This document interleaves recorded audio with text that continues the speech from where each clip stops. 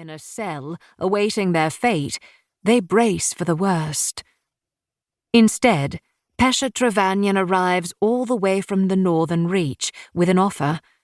It takes them from a terrible but certain fate to one that is utterly unknown.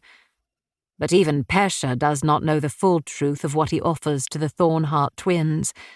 The flame burning in Desimir's dark heart helps him see an opportunity to end his war with the Barons for good, and, while he's at it, solve another problem that's been hanging over Shadowfen Hall like a shroud. Siofra, at last, has an opportunity to give her brother the life she knows he deserves, a chance to free him from the burden he's carried all these years.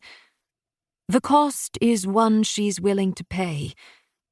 But as with all dark dealings, one payment inexorably leads to another, and another, and another.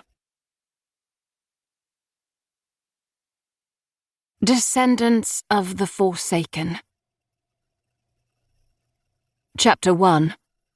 A Terrible Toll. Siofra's knees were the first to give in to fear's demand. She had no time to recover before Steward Stanhope released a fistful of her hair and set her flailing toward the stairs that descended into an all-too-familiar darkness. Fenn's howling from behind as he joined her wasn't real. Nothing was. It could not be happening. Again. Fenn caught her before she sailed to the bottom. She'd done so before, flying from the door all the way to the cold stones below. Siofra had mostly blocked out the agony that followed, and Fenn silently sobbing through his panicked healing. But she remembered enough to know she never wanted it to happen again. "You can't keep doing this. This is what happens when you lock her away from the world," Fenn screamed, tripping over her as he clambered to reach the door before it closed, before it was bolted from outside. "Steward!" A violent slide of metal followed.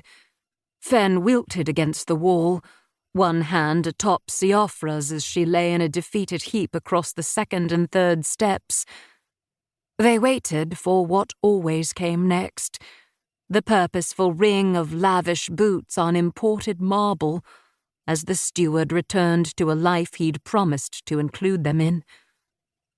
It had been Willem Stanhope's first lie when he had taken in the orphaned twins.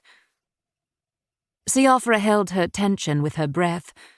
She felt Fenn go stiff beside her, waiting for the steward to disappear, so they could relinquish their lingering hope he might change his mind, and instead move on to what must come next, what always came next. But the steward didn't leave. His enduring presence blocked the thin stream of light under the thick metal door, the same door Fenn had hurled himself against enough to have broken arms, shoulders, and wrists. Enough for them to know the past 2 years hadn't made him any more capable of bringing it down. "Ah," the steward breathed out a resigned sigh. The leather from his soles slid with the hint of a shuffle.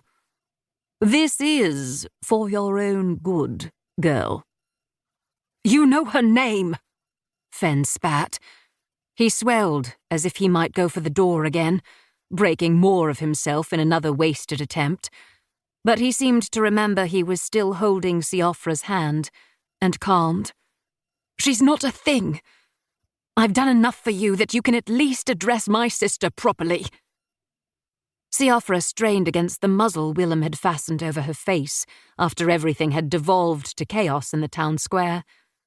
She needed the cloying, scratchy fabric gone. But she couldn't will her hands to obey the command. They were frozen with the rest of her, still locked on the screams and blood from not even an hour past. "Siofra made a grave error today." Willem's words were strained, almost regretful. "This is why we have a rule of silence for her. Why she cannot speak when we allow her beyond your room. To keep listening to this audiobook, I've left you a link in the description so you can do it, at no cost thanks to Audible's 30-day free trial.